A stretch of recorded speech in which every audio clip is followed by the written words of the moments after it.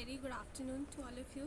So today we will be reading about the Swartz lemma, ठीक है, and some more version of it, and we'll be doing some 2 to 3 questions out of it. Now, if we have a D that Z is belonging to a complex, ठीक है, and our mod of Z is less than 1, D to D be an analytic function, ठीक है, is a simple zero of. Now we all know कि what does means the zero, that if z equals to 0 and its first derivative if it is not equals to 0, so this is our simple zero. जो first हमारा derivative आता है जहाँ पे non zero value आ जाती है, उतने type के हमारे पास ज़ीरोस होते हैं, ठीक है.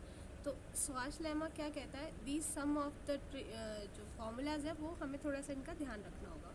तो आप देखो यहाँ पे मॉड ऑफ एफ जेड है, it will be less than equals to z only for all z is belonging to the domain, ठीक है. एंड जो भी हमारा डेरिवेटिव होगा जब हम उसका मॉड करेंगे तो it is less than 1. In other words we can say like this as well, अगर ये हमारा f of n z mod है तो ये लेस देन इक्वल होगा जेड एन के, ठीक है. और फर्स्ट जो भी जितना भी हम डेरिवेटिव लेंगे ज़ीरो पे, ठीक है, तो ये यहाँ पे nth डेरिवेटिव आ जाएगा, ठीक है. ये हम ऐसे भी बोल सकते हैं. तो जो भी हमारा यहाँ पे मॉड में ये चीज़ होगी, ये चीज़ जो भी यहाँ पे लिखी होगी that needs to be less than power of Z, ठीक है. Similarly here also. Now what is the general version of Schwarz lemma?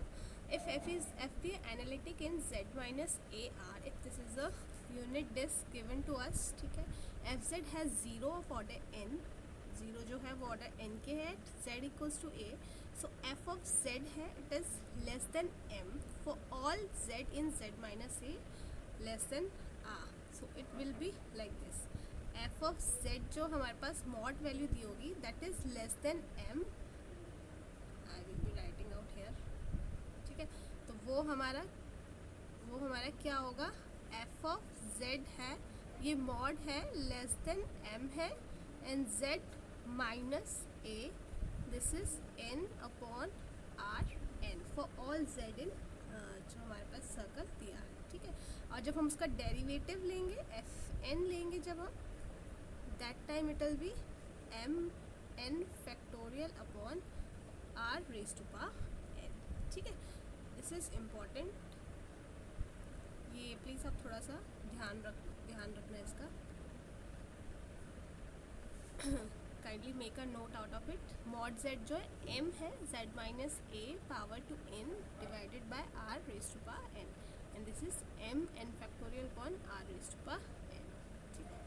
Now स्वार्ट्ज़ pick lemma जो होती है, इस पर ऑलरेडी 3 to 4 टाइम्स हमारे क्वेश्चंस आए भी हैं, ठीक है. So F be a analytic and domain is given to us that it is a unit disc such that जो मॉड है लेस देन इक्वल्स टू 1 है. Now it is given to us F dash of Z mod value, तो ये 1 minus F Z की जो value होगी, ठीक है, उसका स्क्वायर होगा, एंड नीचे है z का जो मॉड है उसका स्क्वायर होगा, ठीक है. Directly we have given us, हमारे पास डायरेक्टली इसकी वैल्यूज़ होगी 1/2 1/3 any values are given to it, और जो ये z है उसकी वैल्यू होगी that we have to easily put out here, वो हमें लिखना है, ठीक है. नेक्स्ट जो है हमारा f of z f of a है हमारे पास, अगर हम उसका कॉन्जुगेट ले लेंगे तो वो हमारा z minus a 1 minus a bar z के इक्वल आ जाएगा, ठीक है.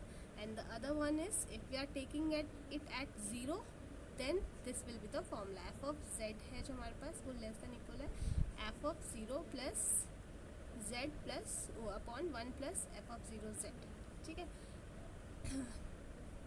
जो स्वार्ट्ज़ लेमा जो है हमारा वो स्पेशल केस है हमारा पिक लेमा का, ठीक है. तो there are 2 to 3 questions, let's do them.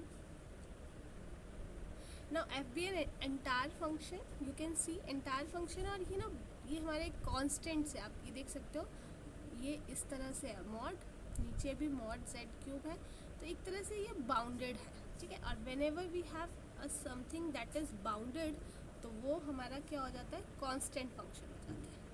So this is easy to do by this method कि आपको दिख रहा है कि कोई स्केलर है, कोई some constant and it is bounded.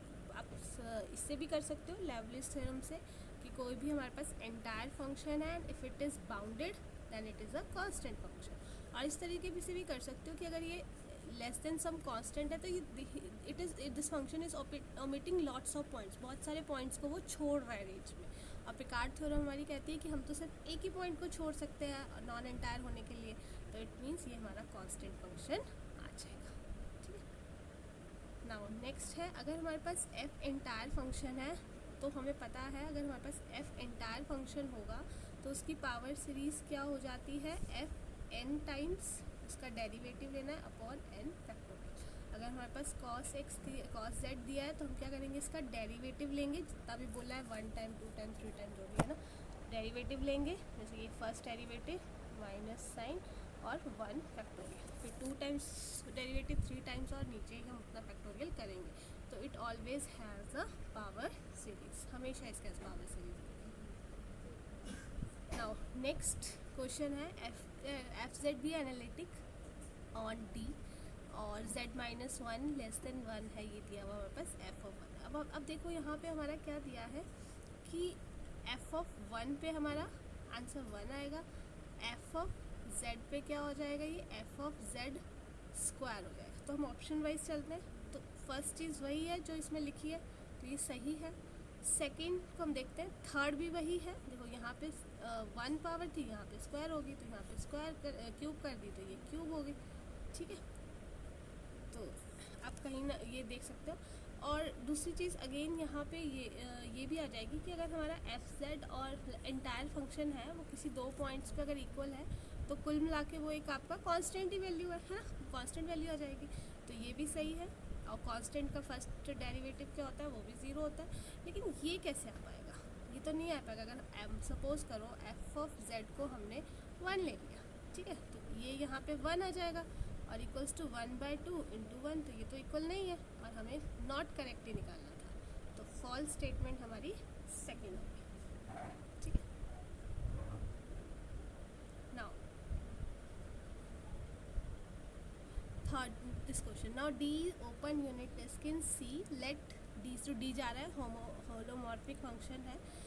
तो ये अब देखो, अगर ये होलोमॉर्फिक फंक्शन है हमारे पास जी जो दिया है, तो अगर हम इसको जी से जेड से डिवाइड कर रहे हैं तो Z itself an entire function और composite function of 2 entire function is already entire function. तो एच पी क्या होगा, हमारा एंटायर फंक्शन होगा ही होगा ना। अगर आपको पता है ये यूनिट डिस्क है, हमारा जो डोमेन है वो यूनिट डिस्क है, तो जो एच है, जो एच का डोमेन है वो भी यूनिट डिस्क है, तो वो आराम से डी को छोड़ के उसका क्या होगा, सबसेट ही होगा, क्योंकि डी को छोड़ के क्या हो गया, पूरा सी हो गया, पूरा सी। ठीक है, तो इसमें हमारा क्या आ जाएगा, वो उसका सबसेट आ जाएगा। ठीक है, डी को डी कॉम्प्लीमेंट का जो डी है, एच ऑफ डी है, वो क्या हो जाएगा, सबसेट आ जाएगा ना। इसमें बोला है कि जी ऑफ डैश जो ग्रेटर देन 1 दिया है, इसको करते हैं। अब ये अभी हमने लेमा में किया था, तो अगर ये हमारा दिस जेड है तो ये क्या हो जाना चाहिए, हमारा लेस देन किसके इक्वल होना चाहिए, ये आप देख सकते हो, अभी हमने किया था।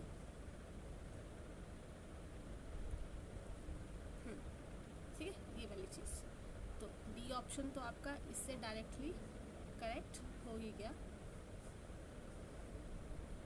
ठीक है, this D option is directly correct by this. Now अब आप देखो, जो जी ऑफ डैश जो है हमारा, अब वो ज़रूरी नहीं है ना कि हर केस में हमारा ये 1 से बड़ा ही आएगा। अगर आपने कोई z/2 ले लिया है, ठीक है, तो वो आपका तो हाफ है, that is not equal greater, तो ये आपका कट हो जाएगा। ठीक है, देख लिया question. Now next question, let S be the open unit disc और S2 C दिया है, रियल वैल्यूड एनालिटिक फंक्शन है, F0 पे 1 दिया है। तो अब देखो, इसमें अगर आप e/z लो तो ये सेटिस्फाई कर रहा है कंडीशन को, ये 1 हो जाएगा। तो सेट क्या है कि कभी भी ये 1 नहीं होगा, देन द सेट इज़ कि f ऑफ z जो है आपका 1 नहीं होगा। ऑब्वियसली अगर आप इसको 1 पुट कर दो तो इसकी वैल्यू क्या होती है, 2.718। तो ये सारी कंडीशंस को सेटिस्फाई कर रहा है। तो नॉन एम्प्टी फाइनाइट सेट हो सकता है ये, फाइनाइट सेट हो सकता है क्या ये? नहीं, क्योंकि तो इनफाइनाइट सेट है। काउंटेबली, यहाँ पर spelling, countably infinite and uncountable. ठीक है, अब अगर ये चीज़ है सेकंड के लिए, तो ये ऑप्शन अनकाउंटेबल, नहीं काउंटेबल इनफाइनाइट, ये अनकाउंटेबल होगा, तो सी ऑप्शन वहाँ से कट हो जाएगा। वैसे भी आपको पता है कोई भी ऑप्शन डिस्कार्ड करने के लिए आपको बस एग्जाम्पल चाहिए जिससे आप कट कर सकते हो। राइट करने के लिए एक एग्जाम्पल काफ़ी नहीं है, बट कट करने के लिए एक एग्जाम्पल काफ़ी है। अब अगर सपोज करो आप यहाँ पे 2 ले लो, कॉन्स्टेंट फंक्शन ले लो एक, ठीक है, तो वो नहीं, वो तो कंडीशन नहीं सेटिस्फाई कर रहा। ओके, अनकाउंटेबल फंक्शंस, ठीक है, तो अनकाउंटेबल के लिए चलो यहाँ पे आते हैं। अब देखो यहाँ पे अगर मैं देखो एम, मतलब क्या कोई ऐसी चीज़ है पर्टिकुलरली कि जो ये भी चीज़ हो जाए और ये भी चीज़ हो जाए? ऐसा हो ही नहीं सकता। जो हमने e raise to power z लिया था एक तरह से, ठीक है, वो ये चीज़ तो सेटिस्फाई,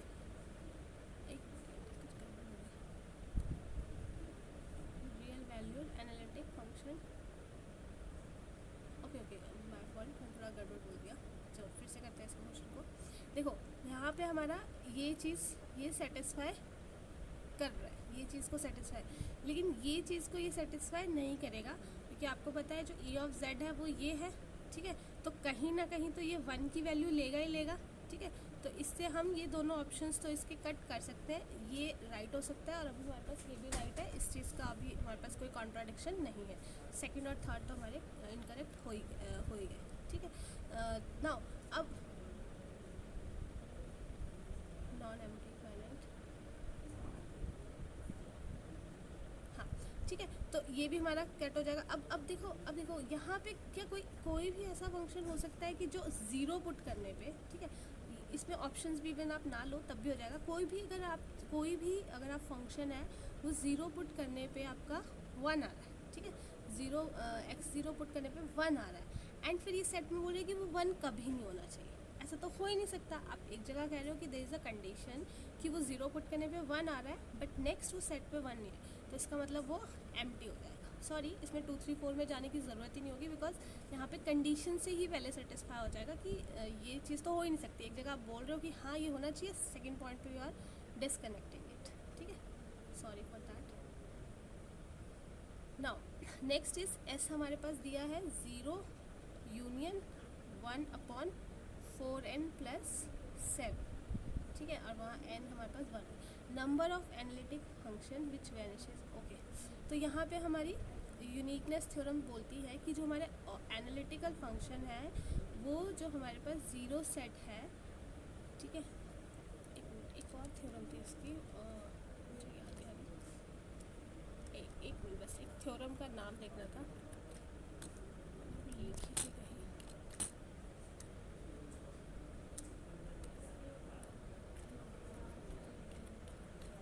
एक मिनट बस, थ्योरम का नाम देख लो।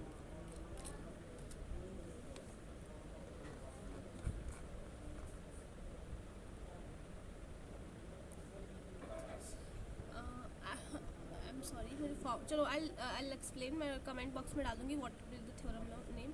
बट हाँ, यूनिकनेस थ्योरम ऐसा कहती है कि only says that only all the analytic function that has 0 set as 0, तो कोई भी ऐसा हमारा सेट है, ठीक है, जहाँ पे एनालिटिक फंक्शन है और वो वहीं पे जाके वैनिश हो रहे हैं, तो ऐसा सिर्फ एक ही सेट होता है, वो होता है 0 सेट, ठीक है, वो होता है 0 set. The number of analytic function which vanishes only on